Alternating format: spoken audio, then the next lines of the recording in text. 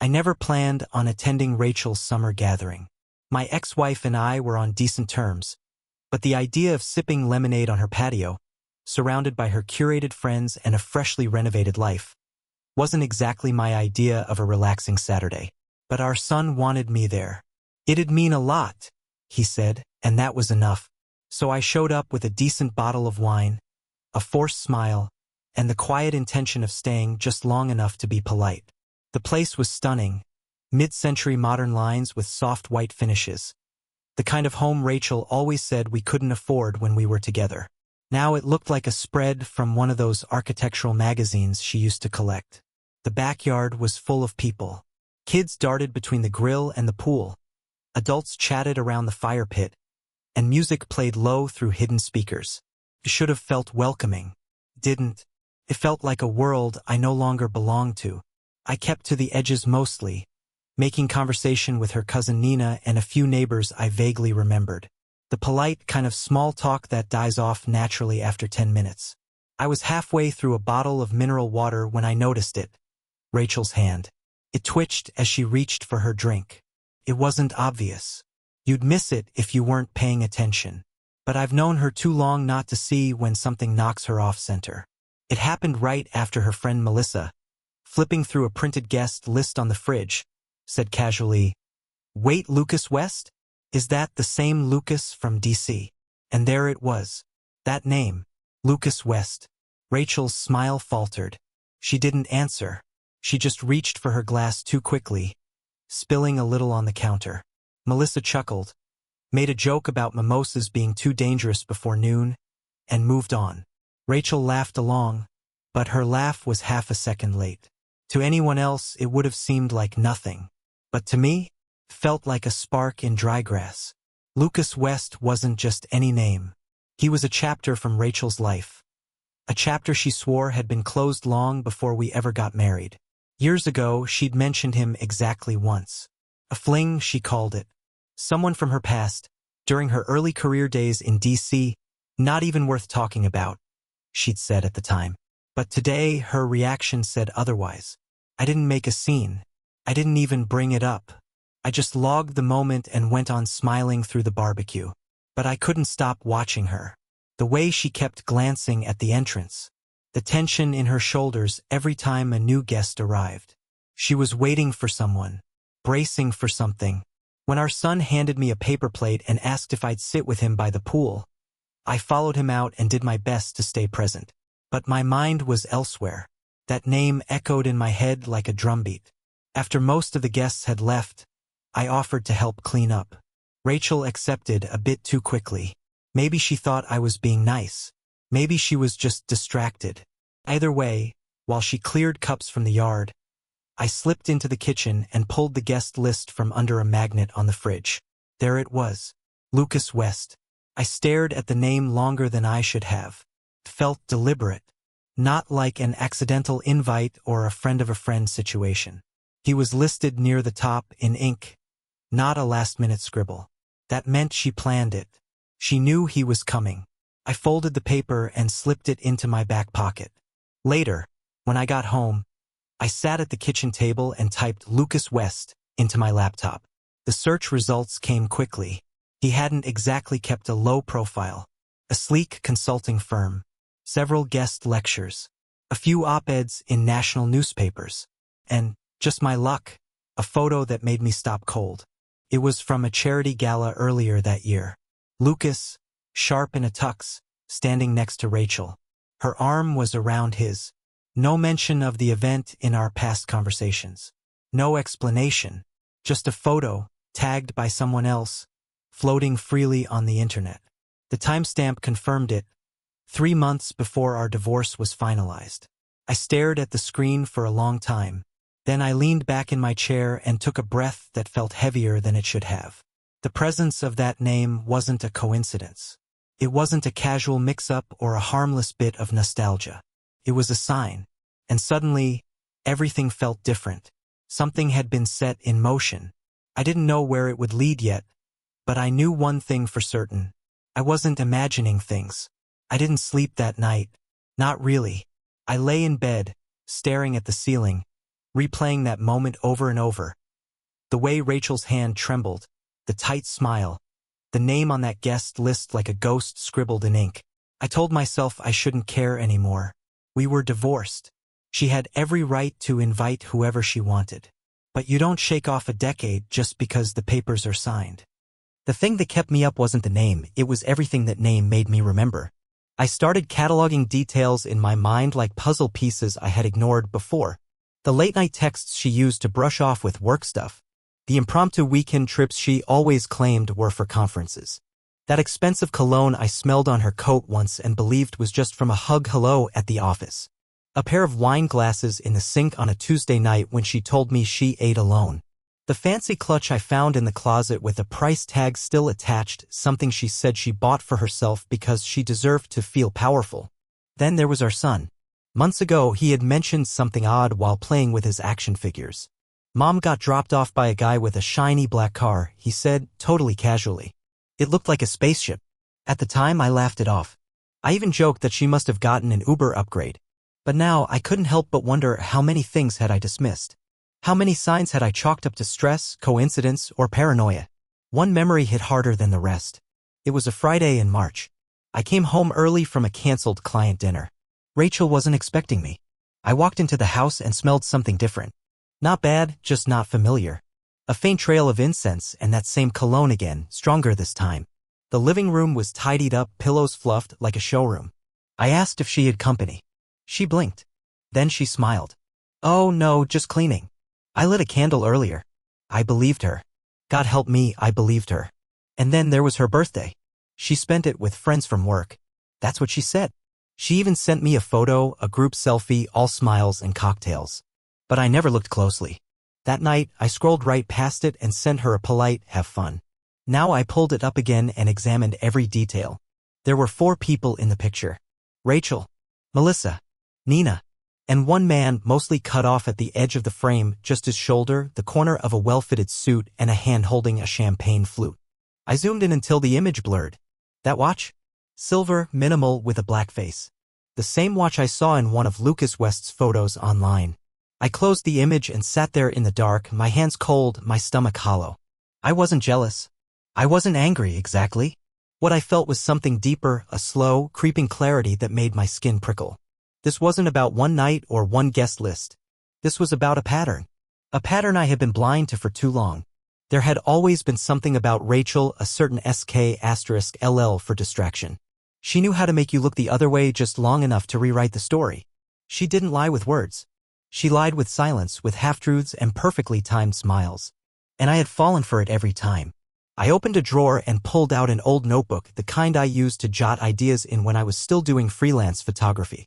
I hadn't touched it in years, but tonight I needed something physical. Something I could flip through. I started listing moments, all the little things I had dismissed. The dinner I missed when she claimed her flight was delayed. The spa weekend she said Melissa gifted her but no one ever mentioned again. The necklace she wore once and then never again, like she was guilty about it. The receipt I found in her coat pocket from a hotel bar. The timeline began to take shape and it chilled me. It didn't point to a one-time mistake. It pointed to something longer. Slower. Calculated. I leaned back in my chair, staring at the ceiling, and whispered out loud, how long has it really been going on? I didn't expect an answer. But I knew one thing, I wasn't imagining this. I wasn't a jealous ex making mountains out of molehills. Something had happened. Maybe it was still happening. And for the first time, I felt less like a man haunted by a divorce and more like someone who'd finally opened his eyes. The next morning, I called in sick to work. Not because I was sick, but because I needed space to breathe. I drove to the coast, to a small overlook we used to visit when things were still good. The bench was still there, same view, same salty breeze. I sat down and tried to make sense of it all. Was she seeing him now? Had she ever really stopped? Was Lucas just a name from her past, or a name she never let go of? I knew I couldn't ask her outright. She'd dodge. She'd deflect. That's who Rachel was. But I also knew something had shifted. She'd invited him, not just into her party, but back into her world. Boldly. Casually. Like he had never left. And that told me everything. It was the kind of Saturday morning that used to mean waffles, music in the kitchen, and arguing over what movie to watch that night. But this one was quiet. Gray light spilled through the curtains and the house felt like it was holding its breath. I wasn't supposed to be there. Originally, I had a conference booked out of town, some industry networking event in Denver that I couldn't care less about. At the last minute, the keynote was canceled and half the panelists dropped out. My boss said, "Don't waste the flight. Take the weekend." So I did what felt natural. I came home.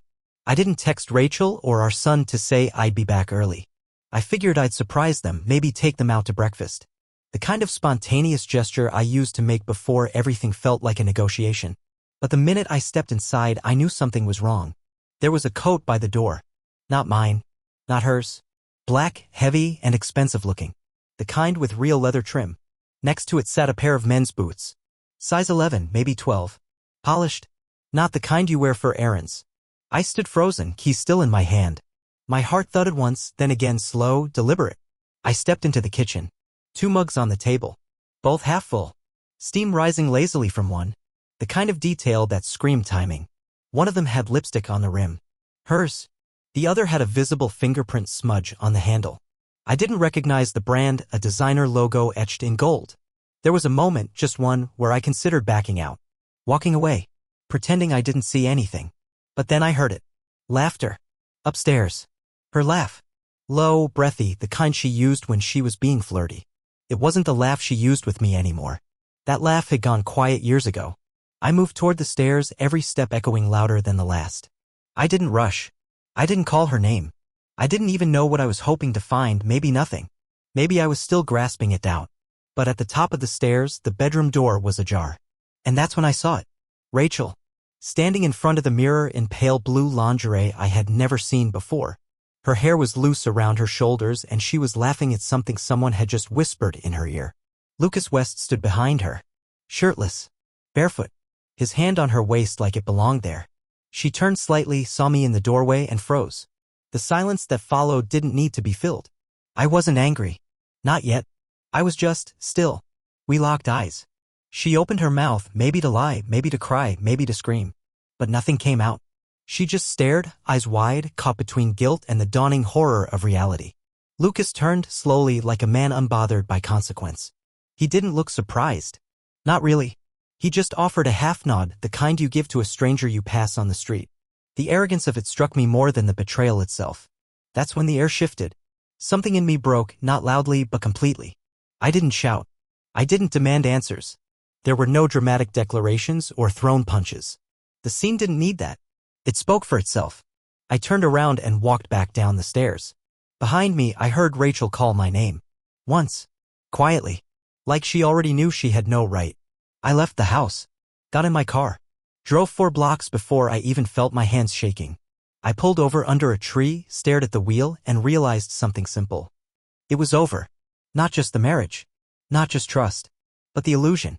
She hadn't chosen him just now. She'd chosen him long ago, the moment she let him back in, the moment she rewrote history to make space for him again. And all that time I had been clinging to a version of her that didn't exist anymore. I thought of our wedding day, of her vows. I thought of the first time she told me about Lucas, brushing him off like a phase, like some immature romance she'd outgrown.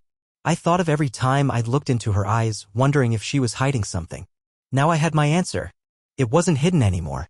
And for the first time in a long time I felt oddly calm. Not okay, not by a long sh*t, but calm. Because now I didn't need to wonder. I didn't need to suspect. I didn't need to forgive what hadn't yet been confirmed. It was all there. In that room. In the quiet betrayal of morning light and silk sheets. I didn't speak to Rachel after that morning. Not at the house. Not through texts. Not even a single email. The moment I walked out that door, I made a choice, not just to leave, but to erase. Some betrayals are so complete, so defining, they don't leave room for negotiation. You don't argue with them. You don't ask why or how could you. You just move. So I moved. The first thing I did was drive straight to my bank. I walked into the branch I'd used for the past decade and asked to speak with a manager. She smiled politely. "How can I help you, Mr. Delaney?" I handed her my ID and said calmly, "I need to freeze all joint accounts. Effective immediately." She blinked. "All of them. Every single one," I said. I signed the documents right there, initialing next to every box that meant she couldn't access our savings, checking, credit lines, or emergency fund. I asked them to issue a brand new card in my name only. They offered me a cup of coffee. I declined. Then I called my lawyer. We'd spoken once before, casually, during a rough patch Rachel and I hit 2 years ago. I remembered her because she had a voice like she'd heard it all, patient, sharp, and cold when she needed to be. I need everything rewritten, I told her. All power of attorney privileges revoked. All estate documents redrafted. Pull her name from the will. Pull her name from the house. She didn't ask why. She just said, come in this afternoon. Bring ID. By the end of the day, Rachel no longer had legal access to anything we'd built together. No assets. No representation. No rights. That night, I stayed at a hotel. I didn't text our son. He was with his grandparents for the weekend. The room was plain, just a king-sized bed, white linens, and silence. It was perfect.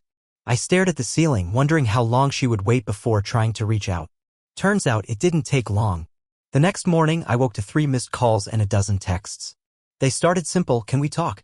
And grew more frantic. Where are you? Why is my card declining?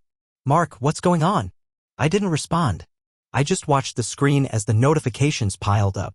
Then came the email from her work address, marked urgent. She said she was sorry. She said it didn't mean anything. She said it wasn't what it looked like, the classic trifecta. I deleted it. She sent another text later that morning, my health insurance isn't working. Did something happen? Yes, Rachel. Something happened. You chose him. I walked into the office of our family accountant that afternoon and handed him a sealed envelope. He looked at me over his glasses. This is comprehensive. It needs to be, I said. I want her removed from everything. Name, rights, future claims. Anything she touches, I want out of my reach. He nodded slowly. You sure? I stared at him for a beat. I've never been more sure of anything. The next day, Rachel tried calling from a different number. I let it ring. Then another. Voicemail again. Her tone changed. Mark, please? I don't understand what you're doing. But she did. She had to. That evening, she found out she'd been removed from the deed. The house we once bought together was now under my name only. My lawyer sent the filing confirmation with a timestamp, notarized, certified, and final. Her message that night was shorter. I didn't know it would cost this much. That was the only honest thing she'd said in days. By the third day, the messages stopped. By the fourth, the delivery confirmation on the folder I had mailed arrived.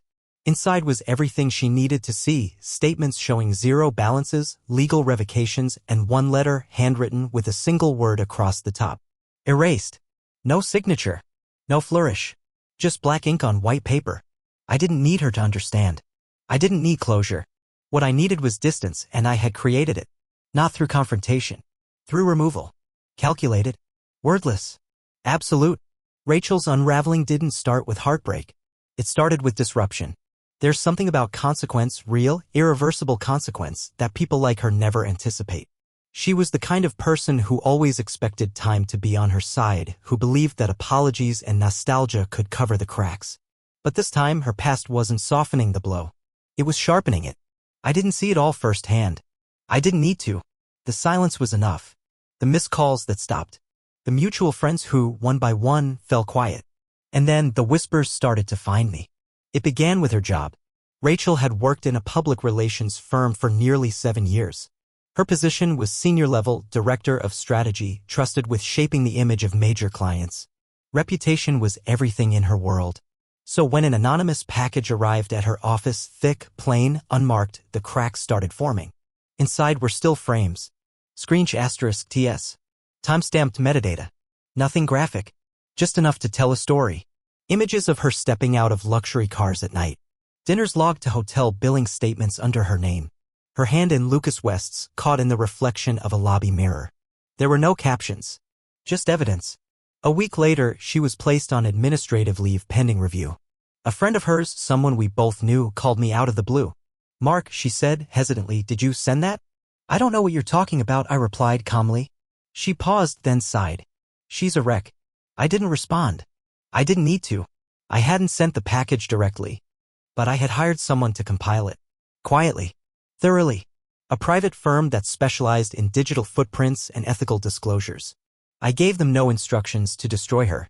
Just the facts. Just the truth. Let the chips fall. The firm made sure the report was airtight. And it landed exactly where it needed to, in the hands of people who prided themselves on transparency.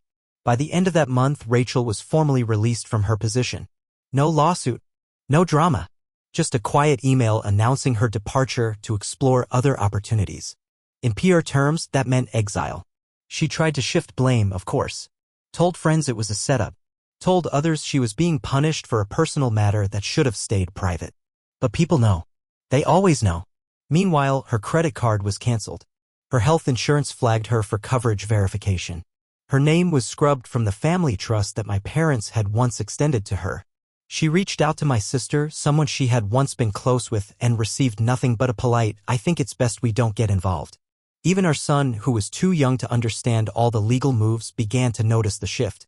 When he visited me that month, he asked why Mom was so sad all the time. I didn't give him details. I just told him some choices carry weight. The worst part, from what I heard, wasn't the financial fallout. It was the silence. She had built a life supported by others, by my name, by shared friends, by overlapping circles of trust. Once that scaffolding disappeared, the echo chamber closed in. People she thought would defend her quietly stepped back. Even Lucas, from what I gathered, distanced himself once the consequences became inconvenient. There were no dramatic breakups. No social media declarations. Just absence. Rachel sent one final message to me, not an apology, not a defense. Just a single line. "Is there any way back?" I stared at it for a long time. Then I archived it. I didn't delete it. I wanted it preserved as evidence of what she never understood. This wasn't about revenge. This was about truth. And truth, when ignored for too long, stops whispering. It starts roaring. Our son turned 12 in late October. Rachel hosted a small birthday dinner at her apartment, balloons, cake, some close relatives. I wasn't invited, but that was fine. We had our own celebration planned for the weekend. What Rachel didn't expect was the envelope. It arrived with the stack of birthday cards tucked between gifts and gift cards, unmarked. She assumed it was from a relative. When she opened it, the truth hit like a gust of cold air. Inside were dated *TS, digital logs, hotel receipts, and still frames, each clipped and labeled.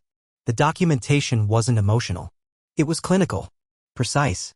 A record of everything she had done, time-stamped and organized like evidence for a hearing. At the very back was a single handwritten page. My handwriting. No threats. No insults. Just confirmation. I don't hate you. I don't wish you harm. But I do require distance, and I do require honesty, if not for your sake, then for our son's. This is your record. I kept it quiet, and I will keep it that way. But I am done pretending.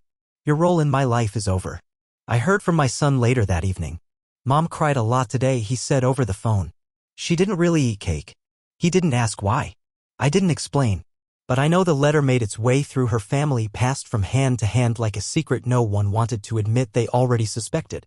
Her siblings stopped calling. Her mother, once defensive and proud, reached out to me in private. She didn't tell us it went that far, she said. We didn't know. I believed her. Because by then, Rachel's world wasn't just shrinking. It was closing. The Delaney family gathering happens every November. It's a tradition older than our marriage, long tables, laughter, stories that stretch decades. Rachel hadn't missed one in years. Until this year. She showed up unannounced. No one stopped her from entering. No one yelled. That's not how our family works. But when she looked around, there were no eyes that welcomed her. No hands that reached for hers. Her name wasn't on the list. No one had saved her a seat. At the front of the table, near the host's place, was a simple card with 4 words. For the name that remains. It wasn't petty. It wasn't pointed. It was just true. She stood for a while, hovering, watching as the family passed dishes, poured drinks, clinked glasses. My cousin offered her a nod, small, polite, distant. Our son sat near the end, between cousins, away from her. He didn't rise. He didn't wave. Rachel eventually left without saying much. I heard the door click behind her as she slipped into the evening. She hadn't lost just a husband. She had been removed from a legacy. And that legacy? It continued forward without her.